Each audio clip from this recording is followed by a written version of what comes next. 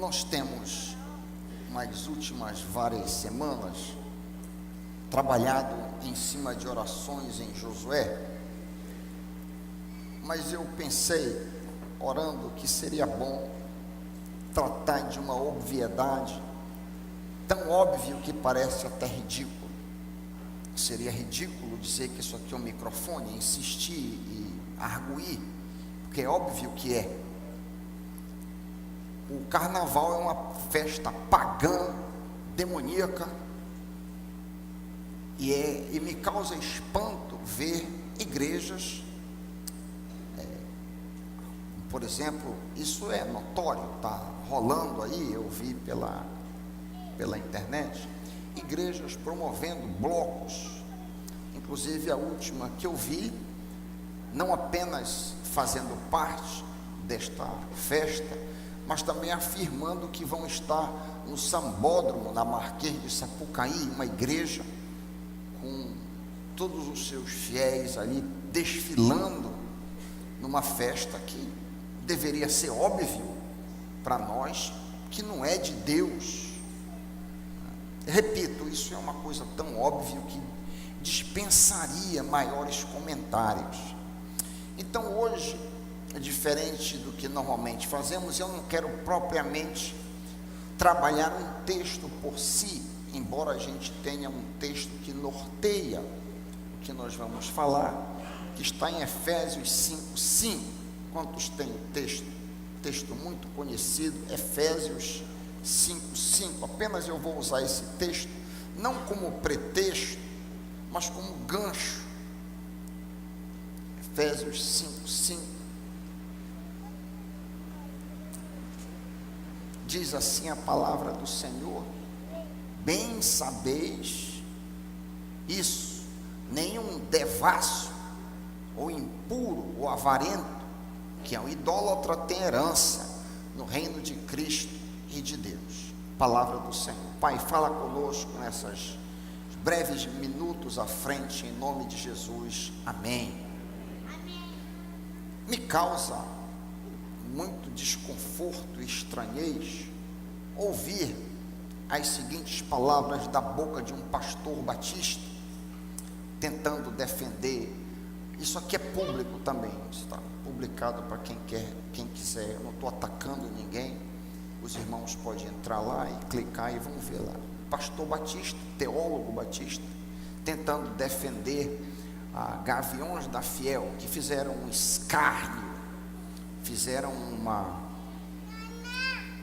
pantomímia, circo, escarnecendo e zombando do Senhor Jesus, com Jesus sendo pisado e derrotado por Satanás. Eu acho que a maioria aqui viu que estava em todas as redes sociais, e a maioria dos batistas obviamente são contra, mas me causa espanto pela obviedade, porque parece tão óbvio que está errado, mas o pastor dizendo: o que agride a Deus não é a estética de uma encenação carnavalesca. Deus é bem maior do que seus fiéis para saber diferenciar as coisas e não dar peso ao que não merece. Jesus ser escarnecido não é uma coisa importante. O que agride a Deus é a opressão que vulnerabiliza, a matança dos que não têm nome, a forte promoção da desigualdade social, que coloca muita comida na mesa de uns poucos e quase nada na mesa de muitos. É o silenciamento dos seus profetas que agride a Deus. E aí o título aqui da mídia que pegou é: o diabo venceu sim. Teólogo Batista dá razão a Gavião da Fiel, cujo desfile escandalizou muitos evangélicos. Eu repito, nos parece muito óbvio que não se deve fazer isso.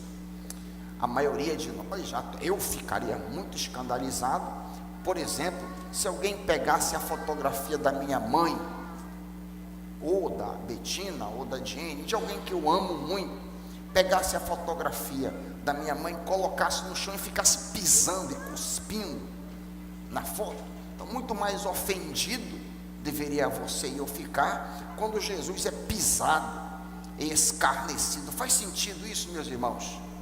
Muito mais ofendido deveria você e eu ficar diante de Jesus sendo escarnecido, sendo vilipendiado, sendo zombado, sendo ultrajado, sendo vilipendiado como foi, e não nos prestarmos a defesa desse tipo de coisa, porque o que interessa é a defesa do oprimido, a defesa do aquele que está sofrendo contra as injustiças sociais. Nosso papel é atacar as estruturas sociais que estão oprimindo o pobre. Não tem nada a ver uma coisa com a outra. Claro, nós não devemos compactuar com as injustiças sociais, mas Jesus, marquem bem, não se deixem enganar, meus irmãos. Hoje é muito mais um bate-papo do que um sermão como normalmente fazemos. Não se deixem enganar. Jesus não morreu pelas estruturas sociais. Jesus morreu por causa do pecado. Foi por isso que Jesus morreu. Jesus veio ao mundo e padeceu na cruz, não para que as estruturas sociais fossem desmontadas. Não. Jesus nada disse sobre Roma, por exemplo, que era uma estrutura extremamente opressora, mas Jesus morreu pelos pecados. Eu acho, como disse, muito estranho ver igrejas levadas pelo engano e pastores carregados por esse tipo de coisa.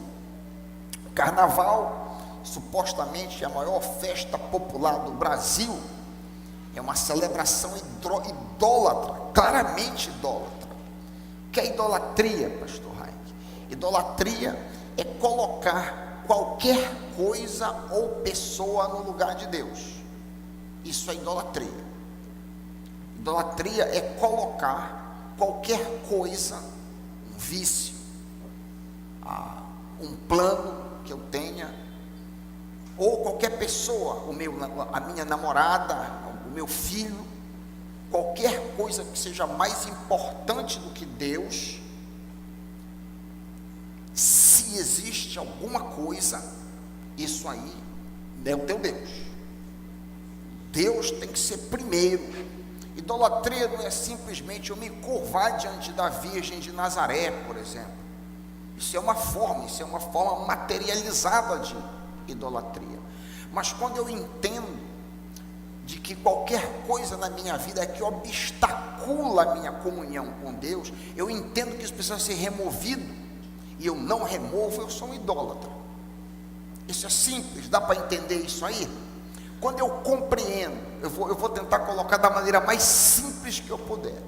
Quando eu compreendo que existe alguma coisa na minha vida que dificulta o meu relacionamento com Deus, por exemplo, a moça que entende que o namoro dela com o seu namorado está dificultando, está impedindo o relacionamento, ela continua, ou ela não toma medidas para resolver aquela situação, ela é uma idólatra.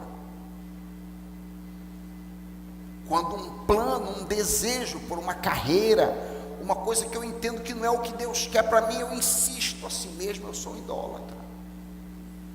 Qualquer coisa ou qualquer pessoa que estiver no lugar de Deus é idolatria. A idolatria tem estado conosco desde o princípio.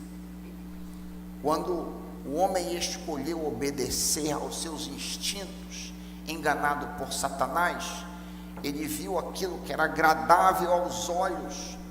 Nós lemos já em Gênesis, e agradável ao paladar lhe pareceu. E a serpente, o diabo, semeou a dúvida, e ele disse, não é bem assim como Deus disse, não, come, que tu vais ser igual a Deus. Ele foi um idólatra, o casal foi idólatra, porque colocou o seu desejo acima da vontade de Deus. Então, idolatria é todo e qualquer movimento nosso na direção, seja de algo externo ou interno. Qual é a origem do carnaval? já que isso é o objeto que está como pivô da nossa conversa hoje à noite. Fico pasmado de que pastores apoiem isso. Essa festa tem origem em raízes antiguíssimas. Entre os egípcios havia uma festa dedicada a Ísis, que era uma deusa, e ao boi Apis, o mesmo tipo de festa entre os gregos, chamado bacanal, e na Roma antiga as saturnálias. Eram festas movidas a muita música, dança, disfarces e imoralidade de todo tipo, intrínsecas a alegrias destas festas. E eu citei aqui grego, romano e egípcio.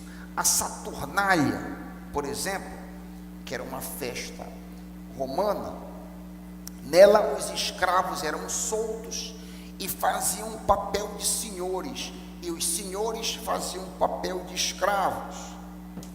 Até havia um tipo de bisavô dos carros alegóricos atuais.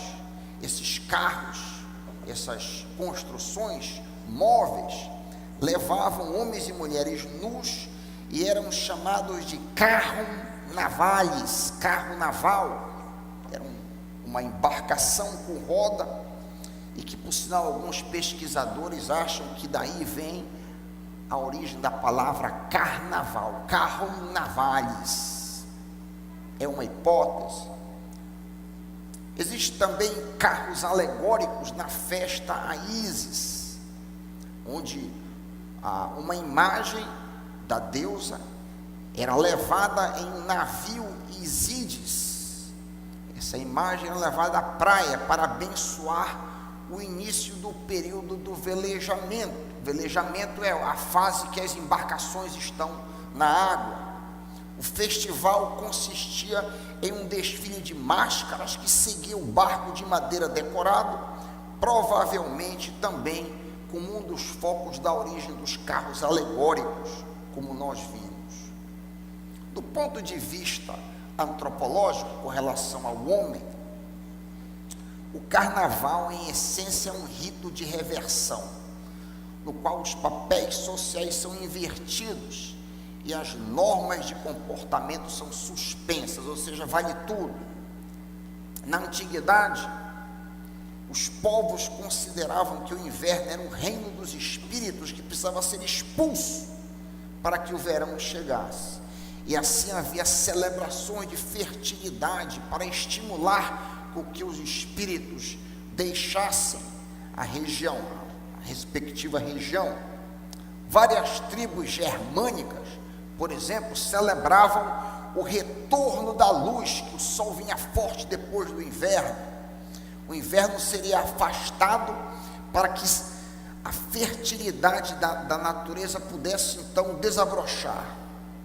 Uma das figuras centrais entre os germanos era uma deusa chamada Nerto.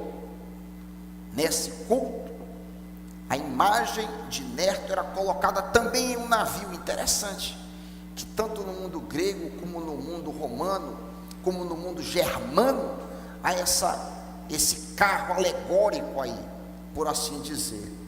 E esse navio com rodas era acompanhado por uma procissão de pessoas disfarçadas de animais e homens vestidos de mulheres. A bordo do navio era consumado o ato sexual como ritual de fertilidade. Esse é o pano de fundo. Essas festas todas, seja no modelo grego, no modelo germano ou no modelo romano, tem mais ou menos uma aparência, uma similaridade. Todos eles envolvem muita bebedeira, orgias, etc. Muito comum ao carnaval atual. Existe algum carnaval na Bíblia? Eu não tenho como oferecer aqui um chocolate, como eu faço lá na EBD. Geralmente, muitas vezes eu faço uma pergunta, e aí então eu ofereço alguma coisa para quem primeiro responder. Mas vocês sabiam que há um baile carnavalesco nas Escrituras? Vocês sabiam disso? Se não sabiam, vocês vão aprender onde está esse baile de carnaval. Então, com a Bíblia,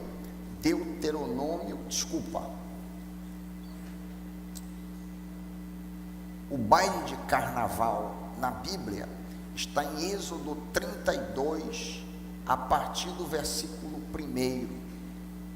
Êxodo 32. Alguns estão meneando a cabeça que conhecem esta festa. O contexto: Moisés havia se ausentado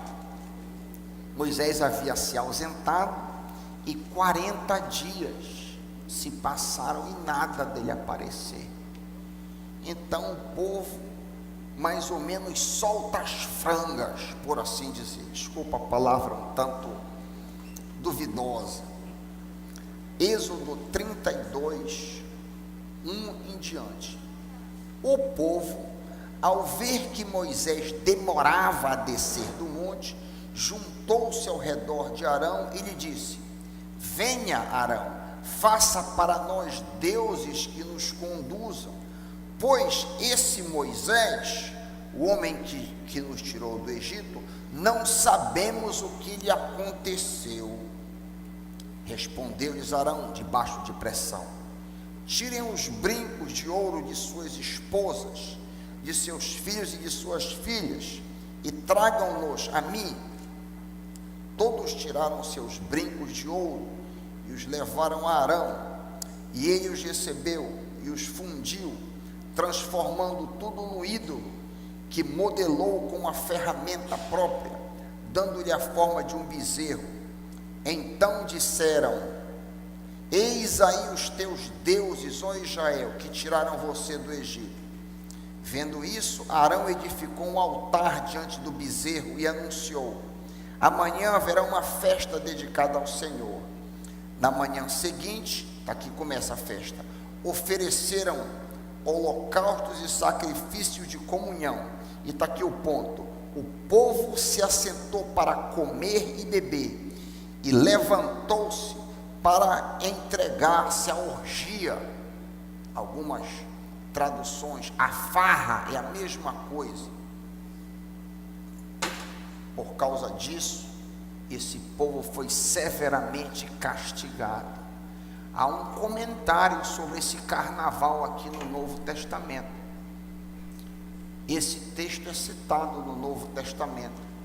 Você sabe onde está a citação e a reprimenda do Novo Testamento ao carnaval?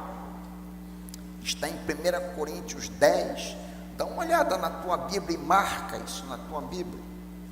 Olha o que o Novo Testamento, olha o que Paulo, olha o que Deus diz com relação a esse baile carnavalesco. 1 Coríntios 10, 7 e 8.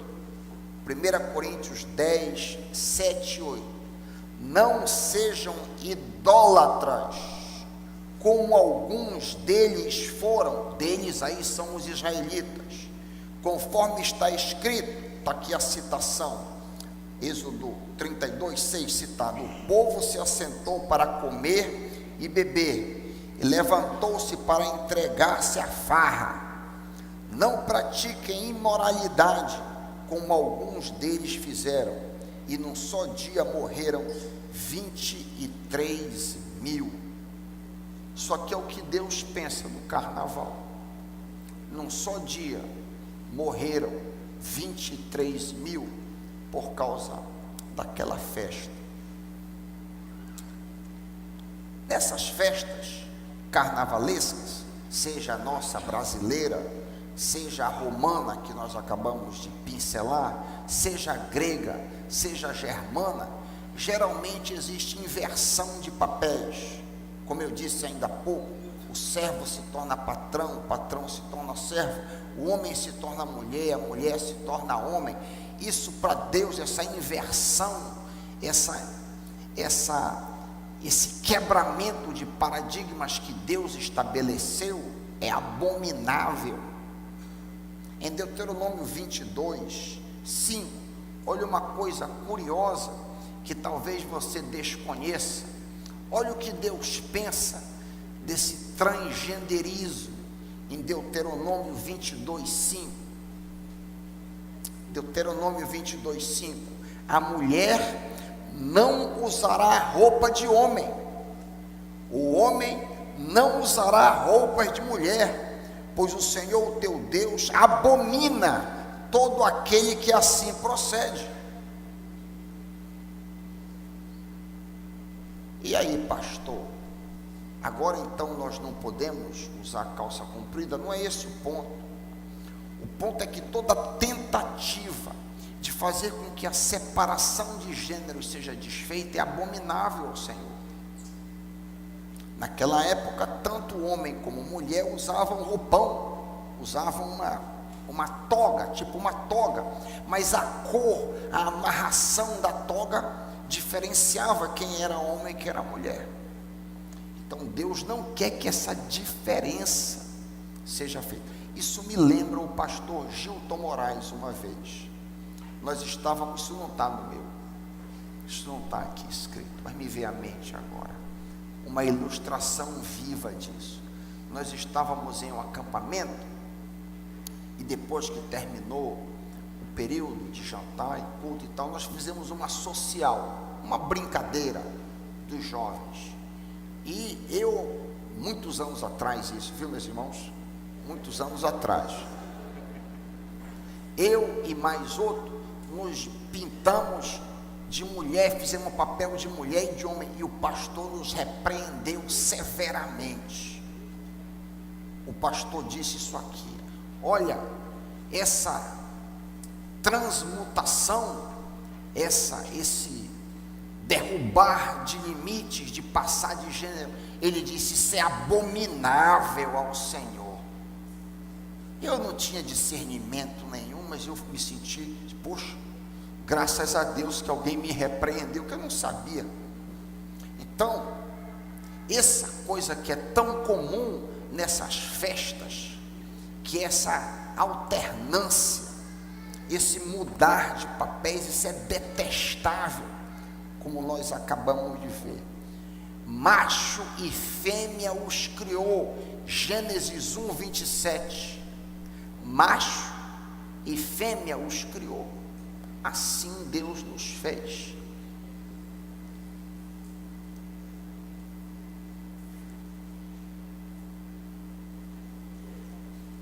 É interessante, ainda tentando rastrear a origem do carnaval e brevemente o seu desenvolvimento, em muitos sermões na Idade Média, um exemplo de embarcação, eu já disse que é muito comum a figura do barco, que eventualmente evoluiu para o carro alegórico atual.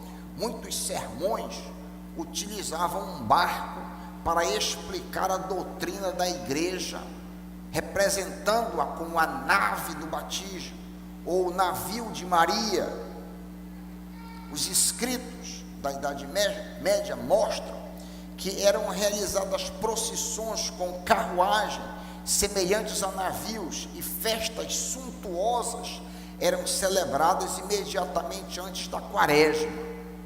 Para aqueles que não sabem o que é a quaresma é um período de 40 dias, no qual supostamente você vai se flagelar, você não vai comer determinado alimento. Na quaresma, antecedendo a quaresma, você tem 6 dias da Semana Santa, e você então chega na quarta-feira de cinzas, que é hoje. Então você sempre vai para Páscoa, assim que é marcado a quaresma, assim que é demarcado, ano após ano. Nesse período aí, a pessoa supostamente se limita, a pessoa é santa, e para desencadear, para começar, e está aqui o ponto aqui do carnaval, antes de começar a quaresma, todas as frangas eram soltas, por assim dizer, e come-se desvaladamente, bebia-se desvaladamente. Hoje o carnaval incorpora muito bem essa ideia, bebe-se desvaladamente na festa da carne. Nós vivemos em uma sociedade cada vez mais permissiva, liberal, suja e imoral.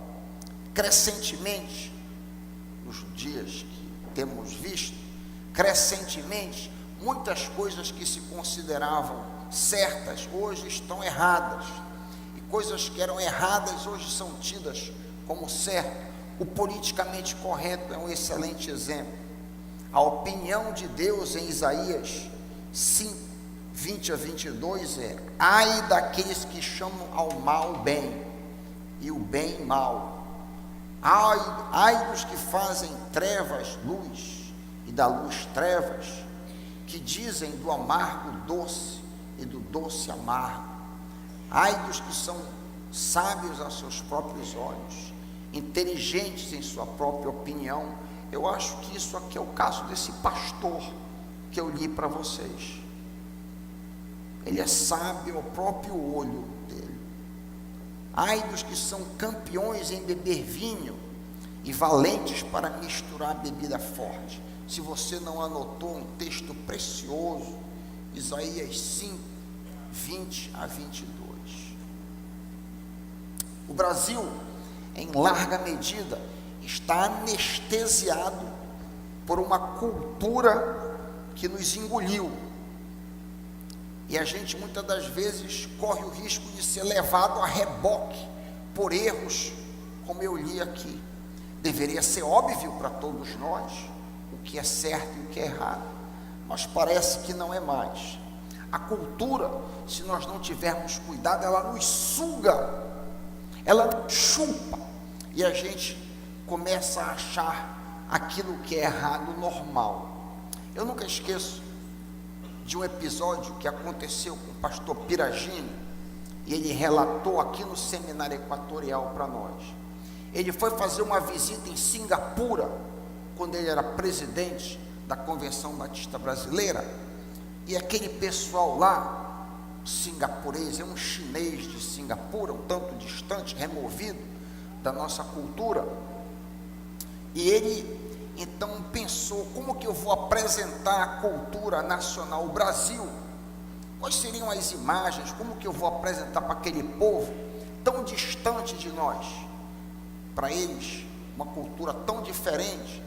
Então ele selecionou várias imagens, preparou um PowerPoint e selecionou ali imagem do campo de futebol, Maracanã, já que o Brasil é supostamente o país do futebol, imagem do Pantanal, uma área bonita com reservas, da Garça, da Amazônia, então, várias imagens que retratavam o que é o Brasil, imagens que pintavam uma ideia do que é o Brasil. Seria o equivalente a mostrar a França, mostrar a Torre Eiffel da França, que é um símbolo. Quais seriam os símbolos nacionais? E aquele um bocado de singapurês ali sentado vendo, e ele foi mostrando as imagens. Ele mostrou uma imagem do carnaval, e uma moça seminua, aquela fotografia tirada. O chinês levantou a mão e mandou ele parar e disse: cadê o marido dessa moça?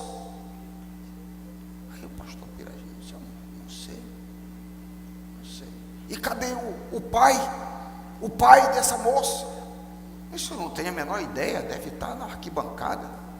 Como que eu vou? Isso aqui é uma fotografia tirada a esmo. Isso aqui é uma fotografia que eu peguei lá. E de repente, cadê o avô? O chinês começou a chorar. E quando o chinês começou a chorar, o pastor Piragini disse: eu vi o quão anestesiado eu estou pela minha cultura. Eu realizei, eu enxerguei o quão dessensibilizado, o quão cego eu estou pela minha cultura, porque isso é normal. Aquele homem ficou escandalizado com aquela moça, com trajes sumários sozinha na rua. Ele não entendeu bem, não entende bem o que seria aquilo. Mas, e quando ele começou a chorar diante daquilo, no hotel, pastor Piragini, salvo erro da minha memória, se eu deveria ter chorado com aquele homem, ao invés de ter mostrado aquela imagem para retratar o Brasil. Nós temos que ter cuidado para que a gente não seja tragado pela cultura, para que a gente não seja engolido pela cultura e ache que é assim mesmo, e não chore mais pela devassidão, pela bagaceira com que nós estamos vivendo no nosso país querido, tão precioso, Brasil amado. O texto que nós lemos, Efésios 5:5, e eu não vou pregar em cima dele, eu já me caminho para o final, diz, porque, Efésios 5:5, bem sabeis, vocês sabem, nenhum devasso, a palavra pornos, de onde vem pornografia, nenhum pornos, ou impuro acatarços, nenhum impuro, avarento, que é um idólatra, tem herança no reino de Deus.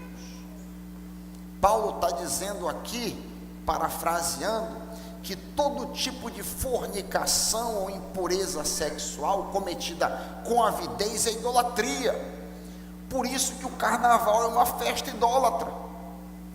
Eu comecei dizendo que o carnaval é uma festa de idolatria. Idolatria à carne, rendimento à carne, se prostrar à carne.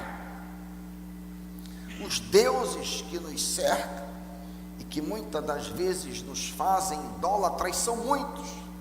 Televisão, namorado, atriz de cinema, música. Muitos são os deuses que nós temos que vigiar e ter cuidado para que a gente não se escravize, não seja idólatra por meio deles. O problema da idolatria é que ela nos descentraliza e nos faz perder o foco. Já a adoração ao único Deus, colocar Deus como centro e maior objeto de culto, nos centraliza, nos equilibra. Me entristece quando vejo igrejas supostamente cristãs promoverem o carnaval, pastores defendendo tal prática. Carnaval, culto, idólatra, gera o maior número de acidentes do Brasil. Eu estava vendo ainda, abuso de álcool, uso de drogas, casamento desfeito, gravidez precoce, violência e toda sorte de barbárie imaginável. Oxalá estejamos com os olhos abertos, para que nós não sejamos enganados por mentiras de Satanás, ou não tem nada a ver, pode fazer porque não tem nada a ver. Devemos ser profetas nesse tempo. Ai daqueles que chamam o certo de errado e o errado do certo. Devemos, todos nós, a começar comigo e com você, se nós não compactuamos com isso, nós não concordamos com esse tipo de coisa, não podemos impedir quem quer que seja. O Senhor Deus não impede ninguém de ir para o inferno. Hoje milhares, ontem, anteontem e nos próximos dias, mas nós devemos diferenciar entre o certo e o errado. Que o Senhor sempre nos dê discernimento, e que nós sejamos adoradores do Deus vivo, para a glória e honra do Senhor Jesus. Amém? Existe algum ídolo? Existe algum ídolo na sua vida que você precisa? De repente você entendeu, a gente nunca sabe como a palavra de Deus fala aos corações. A gente nunca sabe, é um mistério. O Espírito de Deus fala de maneira diferente a um e a outro. Eu já preguei um sermão aqui em Apocalipse, que porque eu mesmo estava acabado. Disse, poxa, foi um desastre, que foi muito ruim. A minha filha mesmo disse, poxa, pastor, papai, o senhor nunca foi tão ruim no sermão. E não é que um rapazinho aceitou a Cristo, vai entender isso, é inteligível. Então de repente a palavra do Senhor falou no seu coração hoje, de alguma forma, de alguma maneira, não sei como, mas você quer derrubar um altar da sua vida. Tem um ídolo que precisa ser removido da sua vida. Pode ser um vício, pode ser um plano, uma coisa que você traçou na sua vida e que nem Deus pode desfazer. Eu queria dar uma oportunidade para você responder hoje. Se o Espírito Santo falou no seu coração, eu queria orar contigo hoje à noite. De repente você quer se reconciliar, quem sabe aceitar a Cristo. Você tem buscado uma alegria vã. As alegrias do carnaval são passageiras. Eu estava conversando outro dia com o doutor Marcelo. Ele estava me dizendo que a quantidade enorme de mocinhas no posto de saúde, quando acaba o carnaval, querendo saber se ficou grávida. Que loucura, meu Deus. Que loucura, meu Deus. Que insensatez. Você quer se arrepender de alguma coisa? Eu queria orar contigo hoje à noite. Alguém aqui à minha esquerda, alguém aqui à minha direita, quer tomar algum tipo de decisão? Eu quero orar contigo hoje à noite. Alguém? Uma oportunidade de ouro. Se você, sempre que você ouvir a voz de Deus, não resista à voz do Senhor. Sempre ceda. Porque ou a gente está endurecendo ou a gente está amolecendo. Não há meio termo.